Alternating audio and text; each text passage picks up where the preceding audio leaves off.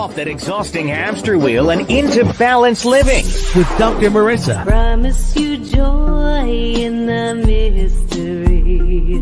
Dr. Marissa, also known as the Asian Oprah. Her mission, to be a beneficial presence on the planet. Her purpose, to be your personal advocate to live, laugh, love, learn. Her life motto, don't die wondering. Take back your life with Dr. Marissa Pay.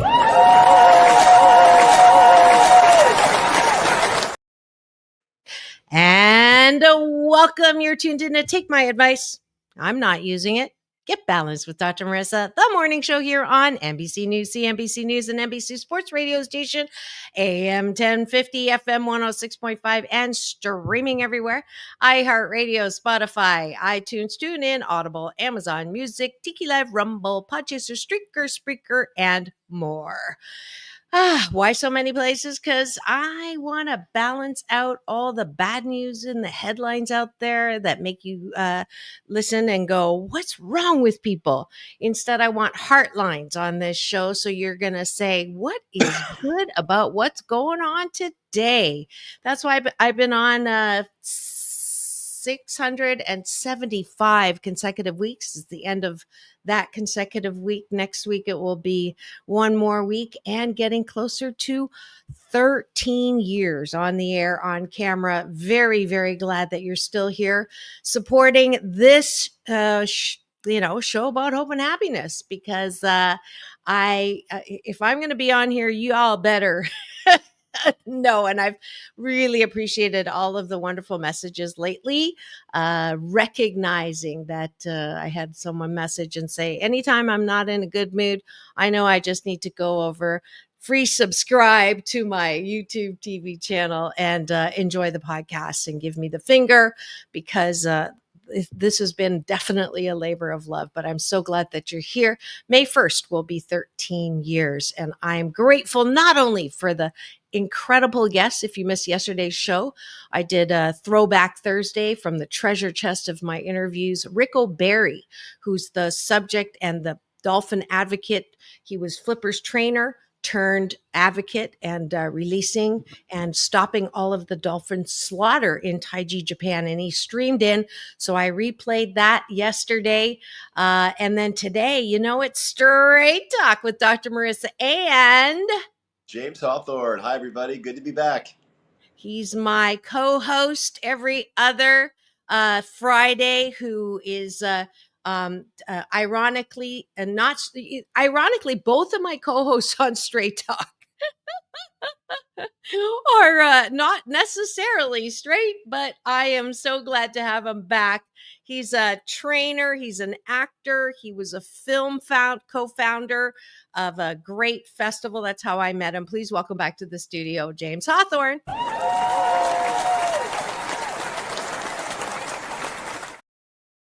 And he's also my Dodger concierge. So go Dodgers. Hey, Marissa, I was thinking we have to keep you, the show is Get Balanced. So I think having a couple of not straight co-hosts is great. You got a little of the yin and the yang, right? We're covering relationships, dating, and all things in between from all angles on this show. Literally all angles and all positions. sizes, all positions. Yes, it's Friday. I get to be a tiny bit naughty. Let's start with breakfast with Dr. Marissa and James Hawthorn. And we're going to take a bite of my gratitude sandwich, which is our regular Blissipline, #Blissipline, or Good Life Habit. Top of the bun is things that we're grateful for outside of ourselves. Bottom of the bun, because I like it on the bottom, is gratitude for things that are inside of ourselves. So I will start. I am grateful for the smell of fabric softener on my really soft towels when I get out of the shower, which I have running hot water. So there's 3 gratitudes right off the top. What are you grateful for? I'm going to flip the perspective on gratitude and say, first, I have a cold, but I'm grateful that normally I can get over them pretty quickly. And I'm hoping that's the case. If I pop off camera for a hot second. It's to blow my nose because no one needs to see that. But I'm grateful that I get over colds pretty quickly. I'm hoping that happens this time. I can't smell anything, so I have no gratitude for smell this morning. But I'm hoping that, and I believe that I will soon be able to smell all the good smells of spring soon. That was the scariest thing about COVID was Oh when I yeah. heard that people lost their sense of smell and taste. I am grateful that I have not had COVID. I don't know anybody else who has not had COVID. So I'm grateful that I have not had COVID. And I'm grateful that I also don't have long standing. If I do get a cold, I have a magic formula and I'm going to share it with you and see if it helps you. 3 nights, consecutive nights of the green, and because I don't drink, I can't do the NyQuil, but there's ones that have the same formula without the alcohol. Even NyQuil, I don't know has alcohol anymore. But anyways, so 3 nights in a row. So try that, and if it doesn't work, your normal get out of it zone. Because Mine, my tip for those that are battling colds, and so many people are. It's been a rough cold and flu season for people. My trick is it's sleep. It's so important. If you can carve out some time to get some extra sleep, you will be over that cold so much faster. And if you don't, you'll have it for a week. I see it with my clients all the time. I've sent people home when I have young clients that like just had babies and kids, and they're overworked, and I'll get to meet them and I'll see them on the treadmill warming up. I'll look them in the eye, and if they look dead to the world, I'll send them home. I say, no charge for this session. We're not doing it. Go home and sleep for an hour. That's how firm of a believer I am in the power and the necessity of sleep to not just fight colds, but to be well in general. So that's my cold tip for everybody out there. Carve out that time for yourself to get that sleep, and you'll be over colds and you won't get them, and you'll just be the best version of yourself if you allow time to get the sleep you need. and I'm going to be a bad example. How many hours of sleep do you get? I do well on 7. I can cruise on 6. If I get more than 8, I'm being lazy and I don't feel good. 7 for me is what I like to operate on. 5 is good for me. That makes me get a lot of stuff done. 4.5 is the absolute minimum. So, and I don't get sick very often. So just to balance out, although I do absolutely agree with you that sleep, like whatever your number is, you know your Yes. number, you need to get that number.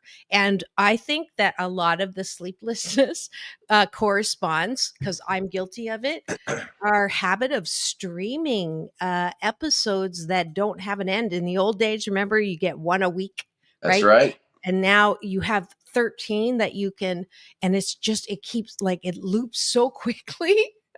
And then, I mean, good writing, good shows, it just keeps you going. So it takes some discipline to say, all right, go to bed, mama, which is what I do. Yeah, one at a time. Just watch one at a time. Don't be an entertainment glutton, because tomorrow you will not like you very much. Yeah. Or Yeah. nighttime you needing that extra stimulation of 3-hour-long episodes the night before. I'm grateful that we have the opportunity and the creature comforts of having entertainment so easily at our fingertips. Not everybody has that. So I'm grateful for that as well.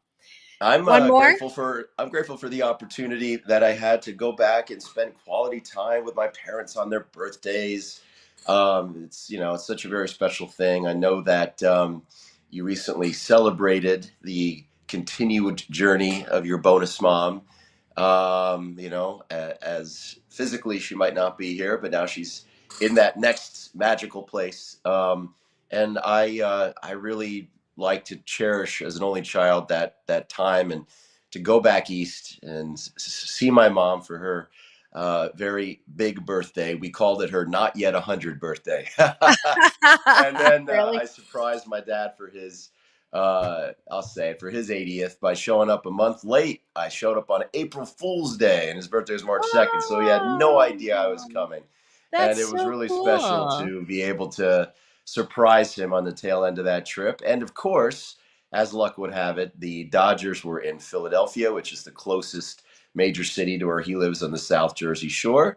So I got to surprise him with tickets to a Dodgers Phillies game. I will make a PSA and a call out to Dodger Stadium. They got to improve their food game. I was reminded of that going to another ballpark. The food in Citizens Bank Park in Philly is so good. I mean, I had a roasted pork sandwich with melted provolone and broccoli rabe. If you're not an East Coast person or an Italian, you might not know. Broccoli rabe is like the leafy broccoli greens with garlic, and it's delicious. And so to have that in a sandwich compared to what you get at Dodger Stadium, with everything the Dodgers do right, food is not one of them. If you're going to the game, eat before. And if the Dodgers people out there don't like it, do better, because every time I go to another ballpark, I'm reminded of just how good ballpark food can be. That's so funny. How are my Dodgers doing? You're We were my off to a great start. Set a record by being the only defending World Series championship team to start 8-0. But then we went 2-4 on this recent road trip. So we're happy to be back in LA, taking on the Cubs tonight at a 10-4 record, looking to improve. We're third in the division because we have a very competitive division. We got to watch out for those pesky Padres down south. They're a great club, and the Giants are doing well. So it's a very exciting season. Lots to watch. Speaking of entertainment, lots to root for.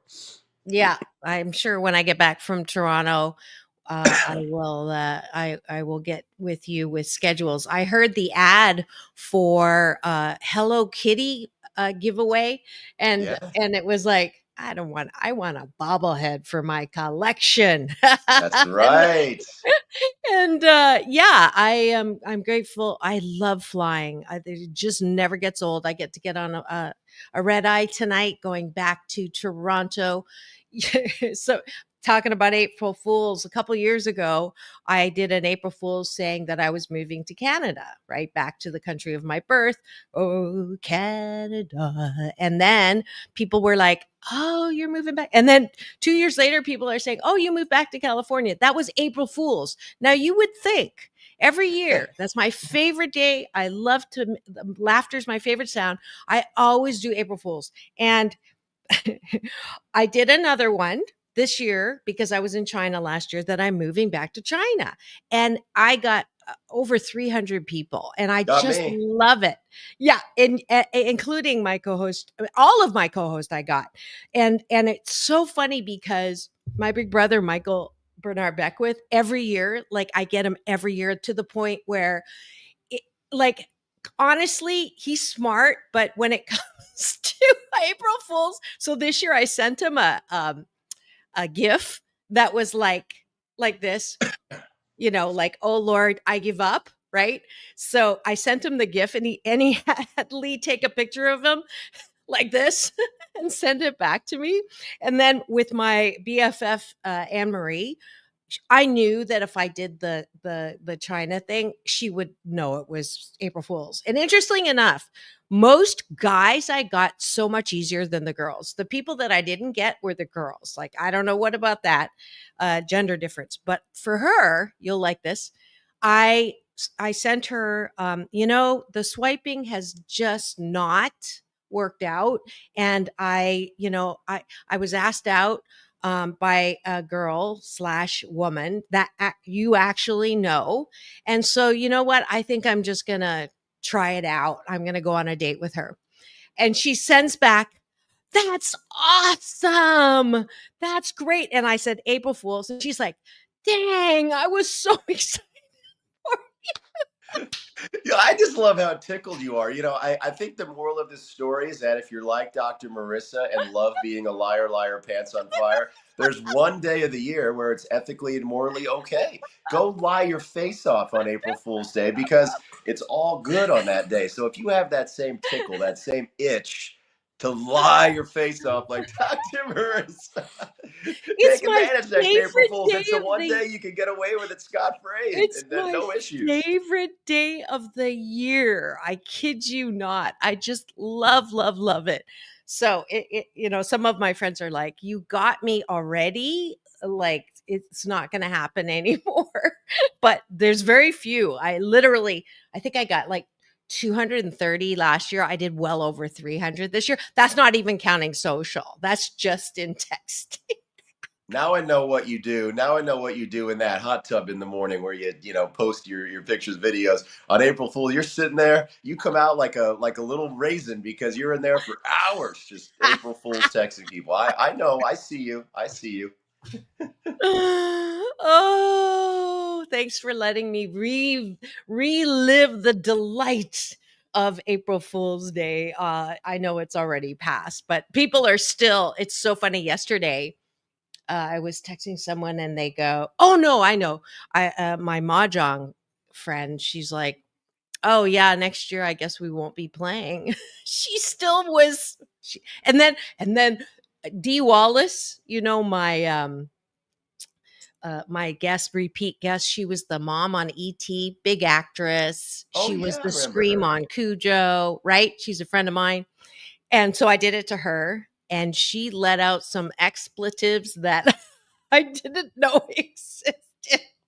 She's a live wire. Well, if they hired her to be in Cujo, then she's obviously very expressive because that movie was all about Yeah, she I love her so much, and I love when guests become really good friends, and I have a lot of those, so I'm truly grateful.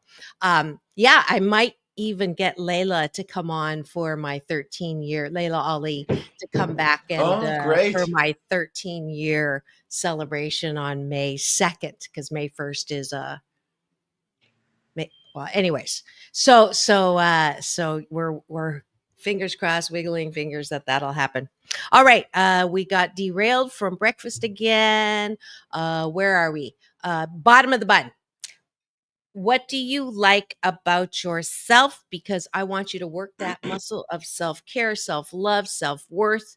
And if you don't like yourself, if you are your own worst critic, if you look at the one insult instead of the 99 compliments, you are not on solid ground. So that when bad things happen, it rocks you off of your center. So, this kind of exercise, the bottom of the bun, which is I like that I am stalwart. I have never used that word and it just popped into my head. I am stalwart in my um BS, my belief system on what I am here to do on the planet, and it is not to sacrifice myself to serve other people to the point where I am exhausted, but it is literally to have fun. And I'm stalwart in that because the things that I get to do, I have fun in. So the fact that the 8 Ways to Happiness book or my motivational speaking, I get to do some speaking and coaching and stand up when I'm in Toronto. At the same time, I get to be with my Chinese mom who has Parkinson's and bedridden, I gave her a 90th birthday party in September. I I am stalwart um in my knowing that my life here is a joyride, and that's why I'm here, and that I get to delight in every single thing, even when it doesn't feel good. I know that everything happens for my divine and best good. That's great. I love it. I like to see the good in people sometimes, and I like to help people focus on the positive. I got somebody in my life going through it right now, and he's, the way that he's looking at it, the situation's quite negative, and I like that I'm able to kind of help people see the positive, breathe some life into them, and that I really will have someone's back for all the good that they have, even if they're a work in progress and they have, stuff that isn't so savory. I tend to focus on the good, and I believe that that can be their foundation for growth and improvement. And I really sometimes it's a blind spot. I tend to, overlook qualities in people, and I need to kind of protect myself a little bit from it. But I do like that I can really see the good, and that I try to breathe into that and elevate that in their beingness, Yeah. if that Yeah. makes sense. That was kind Yeah. of a convoluted way of saying it, but yes. I appreciate my ability to do nom nom nom nom, which is none of my business. And I used to think, everybody had a right to my opinion. Now I don't give advice unless I'm getting paid for it, except on the show. Well, so that's sort of, but that freed me from judging where people are at. They are where they are at, and if they want my advice, then they can ask. But I usually, even then, say, I'm not going to rob you of your opportunity to work through this, because as you work through it, you're developing some muscle. So this is, and it freed me to have time to have fun. So that's my appreciation for myself. One more. I I like that I'm able to see synergies and connections that are win-wins for a lot of people. For example, one of my clients works for a company that's doing a massive downsizing. He's going to be out of work at the end of April. And another one of my clients runs a digital media consulting company. And what does he work in? Digital media. So I am trying to hook my client up with a job with another one of my client's companies. And that's a win-win-win because he needs more staff, the other guy needs a job, and I need my clients to be able to pay me. So I definitely credit my mom for that skill. She is unbelievable at connecting people and finding synergies. I think she's responsible for like 2 marriages and 5 relationships. She's really good at that particular skill, at connecting for love. And I like that I can see those opportunities, and it's not hard to do. It's one of those things where I think everybody can do it if you just think, as you said, how can you be of service? And when you really start thinking about the gifts and skills and needs of different people, you can go, oh, I know who has to meet. And it's such an easy lift. It doesn't take a tremendous amount of energy, work, or sacrifice. It just requires a little bit of your headspace and attention to be directed towards it. And it's really such a nice gift that you can offer other people by just kind of keeping your ears open with a little extra attention and sensitivity for how you can put people together that can greatly benefit from it. Yeah. Yeah, that just reminds me, let's invite her on the show. You didn't tell me about all these love connections she's made. That's Um, true. I'd like to know from her who she would match me up with. Because it's all about me, right? But it would be kind of fun to see, her experience on what how does she do that? What are some deal breakers and non deal breakers?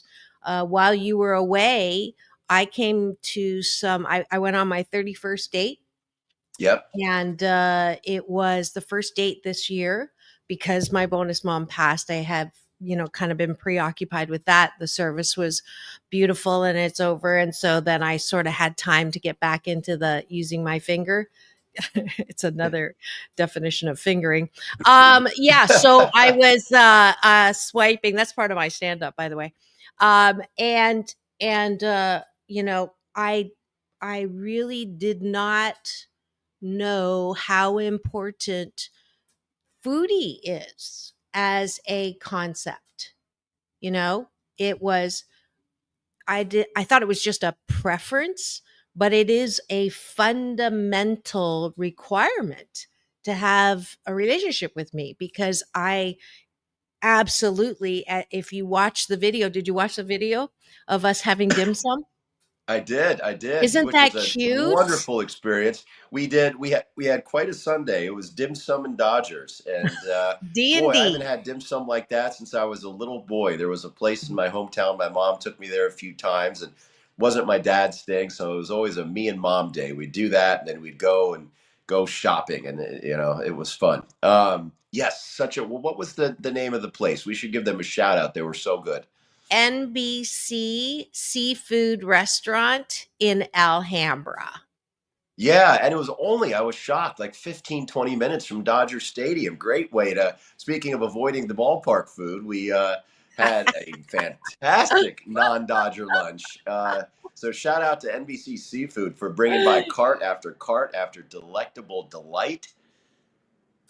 Exactly. And I was going to explain the story of, because I thought I videotaped, I couldn't find it. And I thought, well, it's a perfect thing to talk about on the show. So we'll do that after we finish breakfast. or or I should just do, we didn't pick a particular topic today. And I told James we don't need a topic, one, because like the other co-hosts for Straight Talk, we never stick to the topic. So we get to just talk about anything. If there is anything that you'd like to talk about this morning, please do put it in the chat. I see the eyeballs rolling in. Welcome to the show. If you're just tuned in and wondering what's going on in studio, it is Friday, so it is time for Straight Talk with Dr. Marissa and James Hawthorn. Oh, I have a fun one. yeah. What is the best and worst dating advice you've ever gotten? I was just thinking it'd be fun. I was saying if anybody wants advice from two people totally unqualified to give it on dating and relationships, please go ahead and enter that in the chat, and we will opine away. Either for your benefit or detriment, to be determined. We shall see. Once again, disclaimer: we are not experts. We just like talking about this stuff, Well, we're So experts and we know what not to do. sure, that's Right? definitely Like true. here's Yeah. So things to avoid. So, when you know what you don't want, you know what you do want. So I'm giving us a little bit of grace there. But yeah, we're almost done breakfast. We're on the bottom of the bun, which is, what do you like about yourself? I said stalwart, and then we got derailed. So what do you like about yourself, James? So the one thing that I had already said is I like my ability to see the good in people and breathe light into that.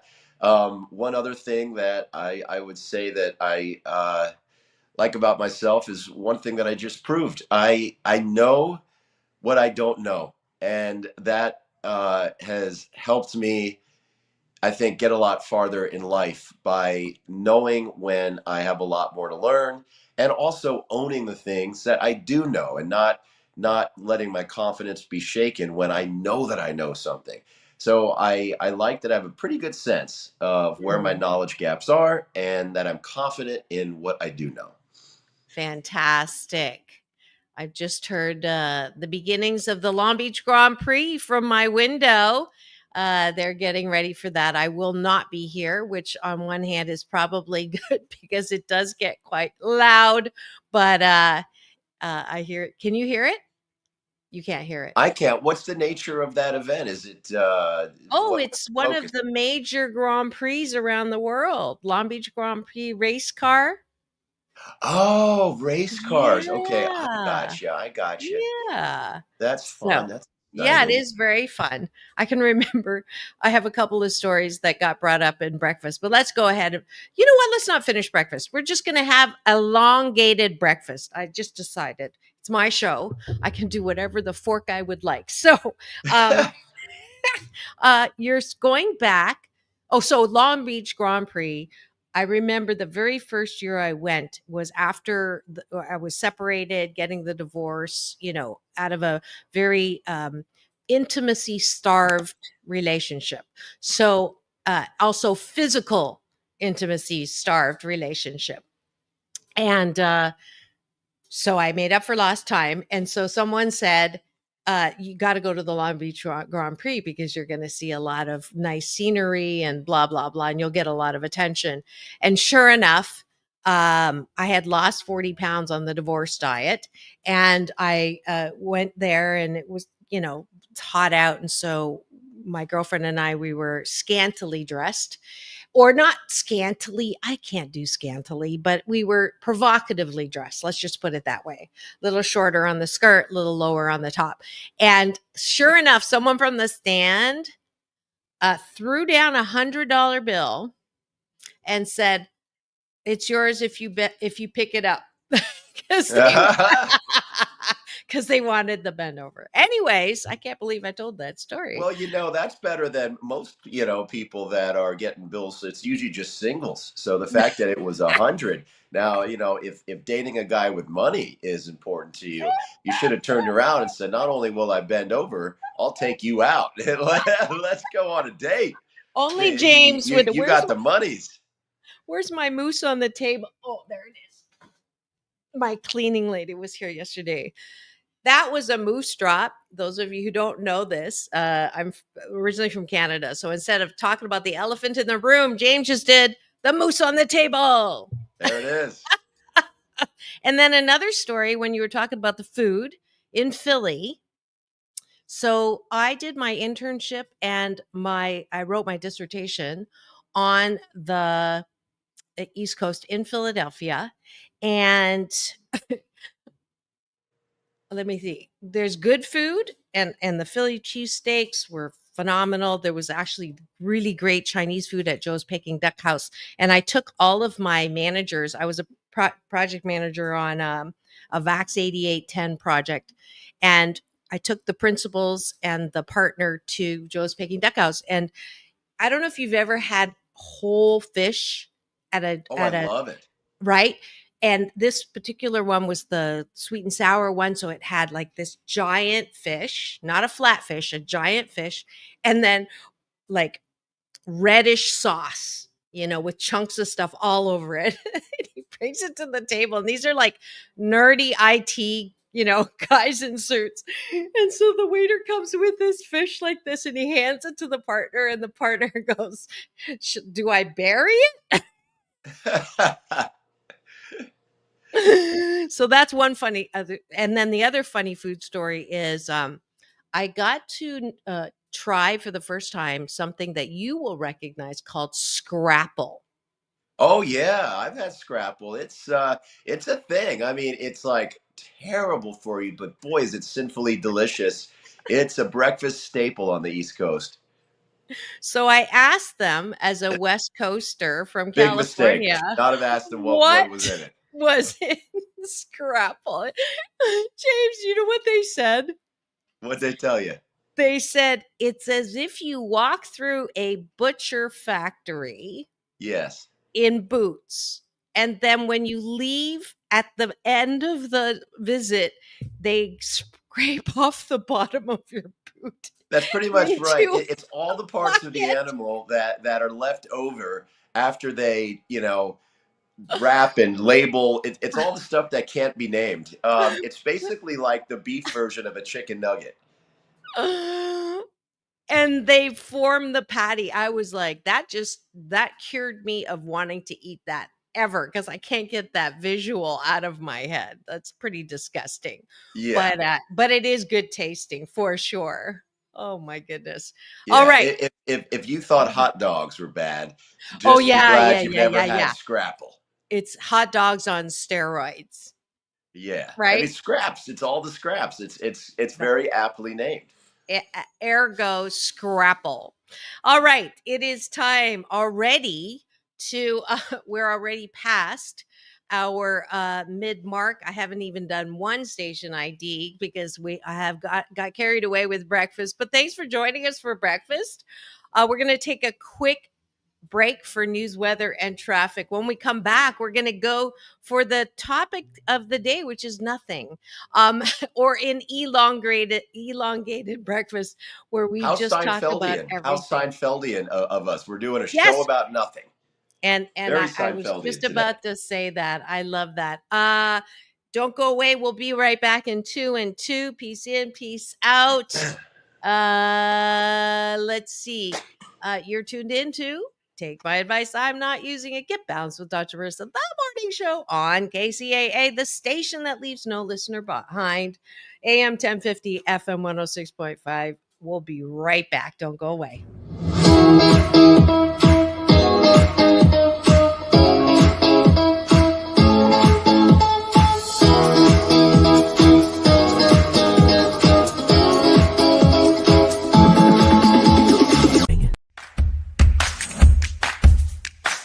Well, she has been dubbed the Asian Oprah, and she just wants all of us to be happy.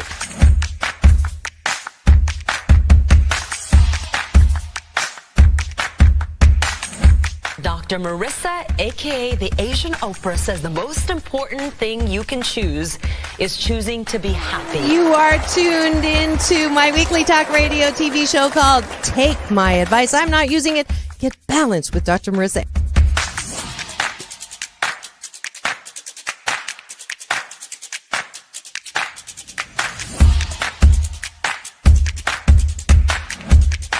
That's the idea for Dr. Marissa Pay's new book called 8 Ways to Be Happy. Many of us say, I am my own worst critic. Nobody's harder on me than I am. And my response to that is, stop it! Why are you doing that to yourself? You have to be your biggest fan, because if you can't at the end of the day say, I did a good job, who is?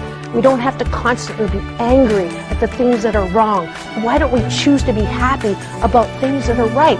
We have the choice. That's our muscle. And life is so amazing if we can see it.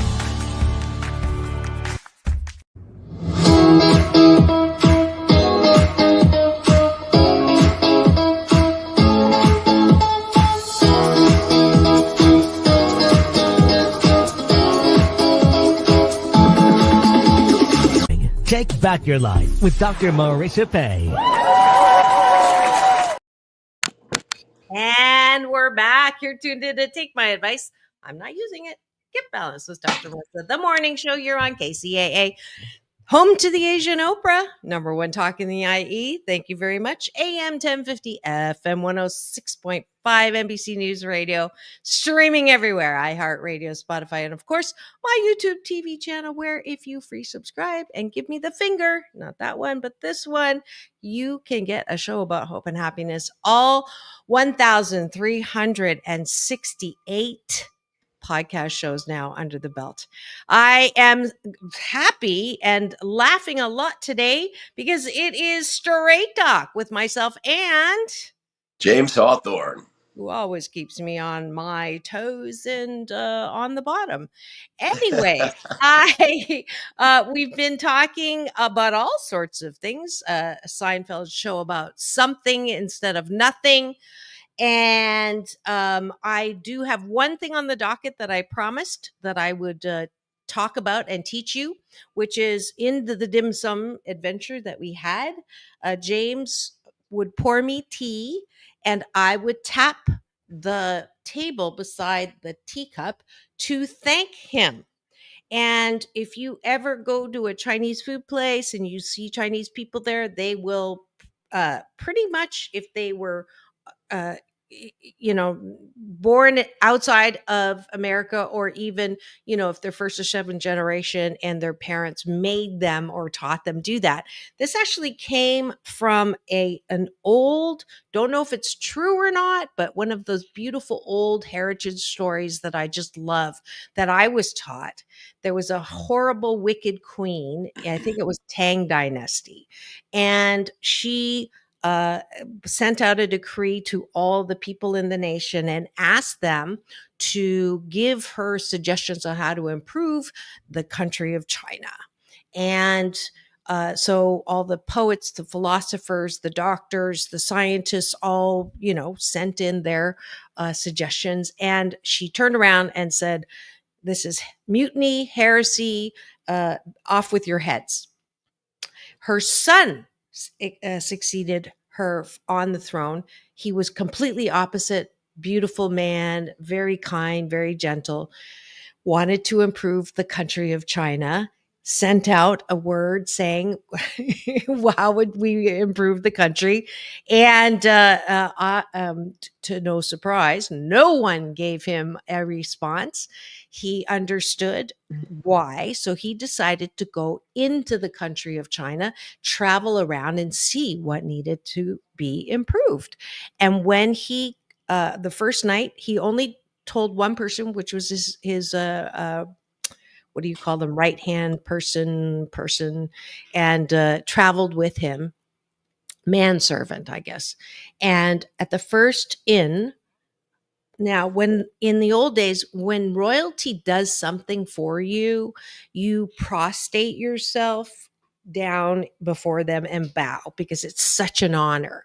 So, but if he did that, he would give away the identity of the plainly dressed king who wanted to go incognito into the country to find out what was going on. So instead of throwing himself down, is it prostrate? I don't know. He took his fingers and made the motion of bowing, and that's how that originated. And I just love stories like that. I Isn't do that too. cool? I always wonder how certain traditions or things come about. So that was a really nice education. When Marissa did it at dim sum, I thought that she was going to deal me another card, like it was blackjack or something. Only time I saw that was at the casino. I thought, well, what are we? Is a blackjack game about to bust out? Is the waiter going to Yeah. deal me 21? I don't know. So it was a great education for me. Yeah. That's a good topic. Here's another one. This in our culture means what? Come here. In the Philippines, this is used to call prostitutes and pigs. Pigs. Well, pigs are smart. Pigs know to come here when you do this. Isn't that interesting? That sure is. That sure Yeah. is. I wanted to ask you, let's give the people what they came for. Just a little bit on dating today. I asked you earlier, what is either the best or the worst dating advice you think you've ever got? I've got one piece, but do you have any that comes Nope. to Go, your? go, go. So one of the worst pieces, I was saying, I really am ready. Like they said, well, do you want a relationship? Are you ready for one? I said, yeah, yeah, if I meet the right person. And then, I was showing them some of the people that I've been on dates with, and I was told this a few different times. So like, well, maybe you should lower your standards. Like, don't go and they don't all have to be nines or tens in terms of how they look. And I thought about it, and I'm like, no. Logically, it makes sense. But if I'm not, if I don't find that person physically beautiful or sexually arousing or stimulating, then that's like a deal breaker. It's not the only thing that works for me, but without that piece, nothing else. Somehow that came up. Nothing else, is going to get me over the line. And so I'm like, I'm not going to do that. I would rather be single than settle. And it's like I get where they're coming from. They're like, all right, James, you say you're kind of lonely. Your dating life leaves you wanting. Well, yeah, but I don't want to be around someone that doesn't take my breath away. So no, I thought that was pretty bad advice.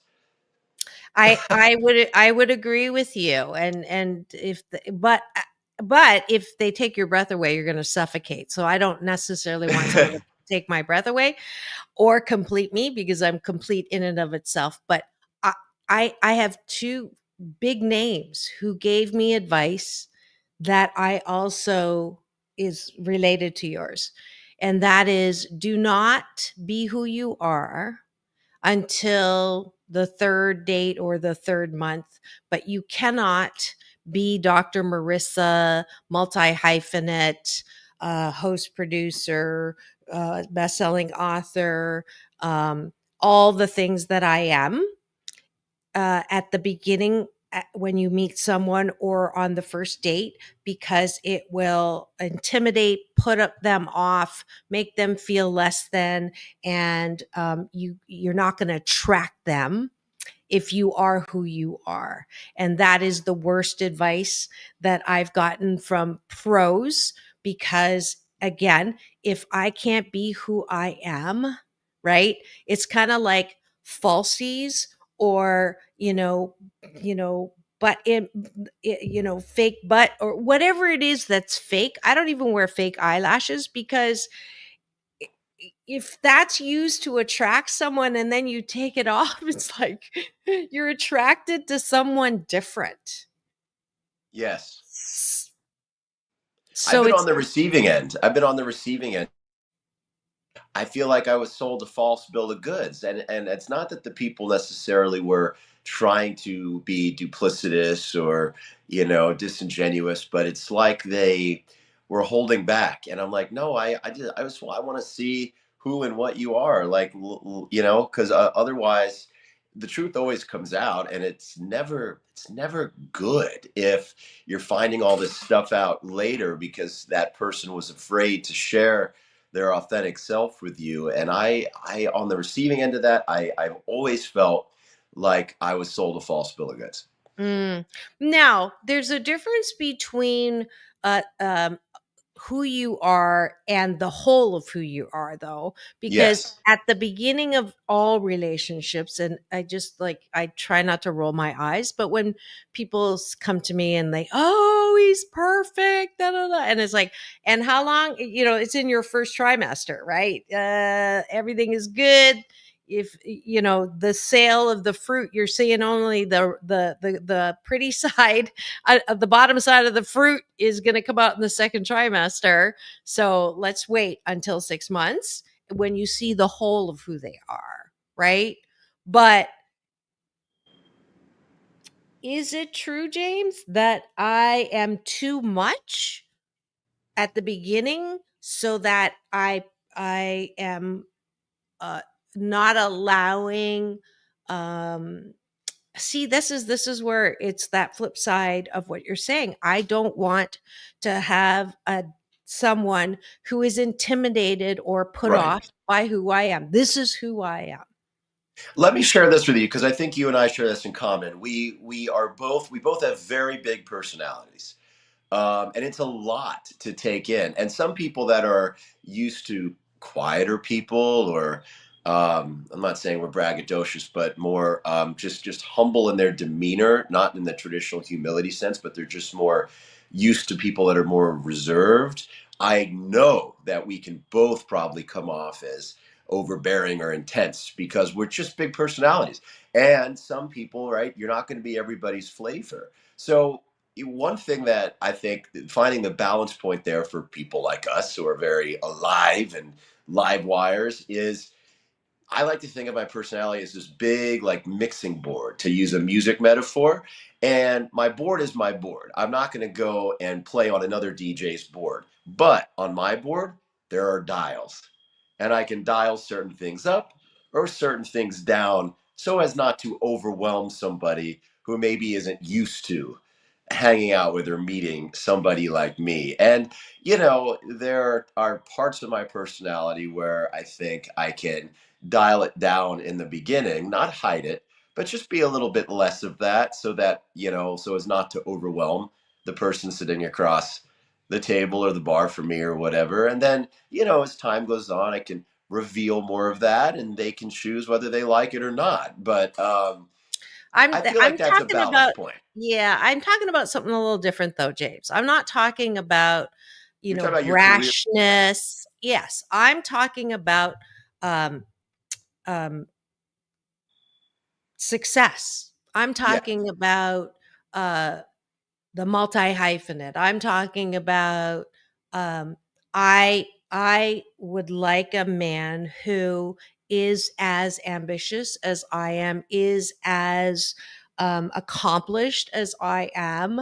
I don't think I'm the most accomplished person in the world, but I do know that I've had some experiences and the ability to um, meet someone who has that similar experience, right? Yeah.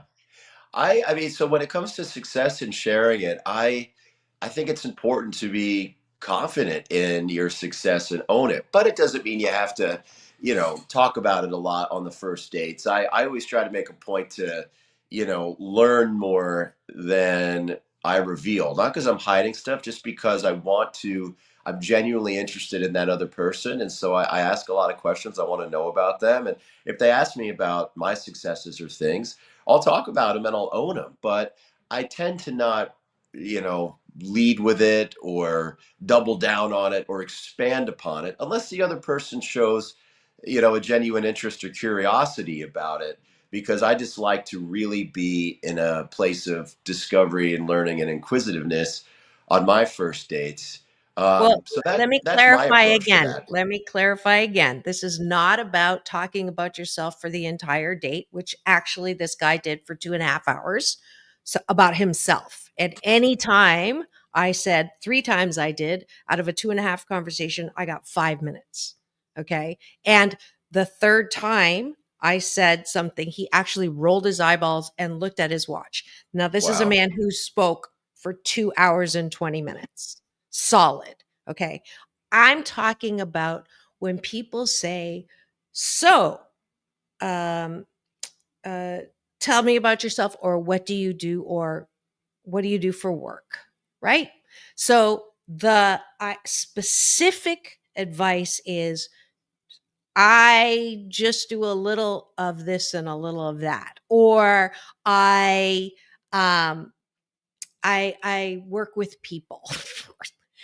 Just like no mention at all of anything that is who I am. That's the bad advice. Not bad advice. That's the advice that I have difficulty taking. It's not that I want a strong man. I want someone who has who is successful. And I love hearing, there's nothing more of a turn on to me than meeting someone who says, I don't want to brag, but, and then they'll put forth, I have 50 patents, or I took a company public, or like stuff like that. Or I just sold my company. Like that to me that's my chemistry, right? So for me to not at all be that demure, um very Asian. So there's a good example. So I was so excited because the guy had 50 patents, and, just brought a boat over from France that he bought. And I'm like, this is good. And then we had a great conversation. And he said, okay, sweetheart, he was there. And then he backtracked, because when he said Asian woman, something about, Asian women, I jokingly said, I won't, cook for you. I won't clean for you. I won't walk on your back unless it's with high heels. That's my standard response. And he he said, well, there are some good things about the Asian women culture that are very, caring and helpful. And I went, so it wasn't a match, because he thought that because of what I said, it was, I have none of that. And I do have some of that. I love to nurture and care and be cherished. But I know that I'm not going to say that anymore if it's someone that I'm interested in. But that, it's that, James, like, authenticity and who we are. Maybe I hear you, titrate yourself, right? Doesn't have to be all the first swing. Don't give it all in your Right. first swing. But that's not what I'm asking. It doesn't feel right to not have who I am. The key thing you said is that is your chemistry. And if that is your chemistry, if that's what turns you on, someone that can celebrate your success and be excited by it, and you like hearing about their success, well, if that's your chemistry, not going into that and discussing that, that is playing on somebody else's mixing board, not your own. So yes, I agree with you there. And you know what? You are going to turn some people off with that. And you know what? You're going to save a lot of time by turning them off in the first date. On to the next.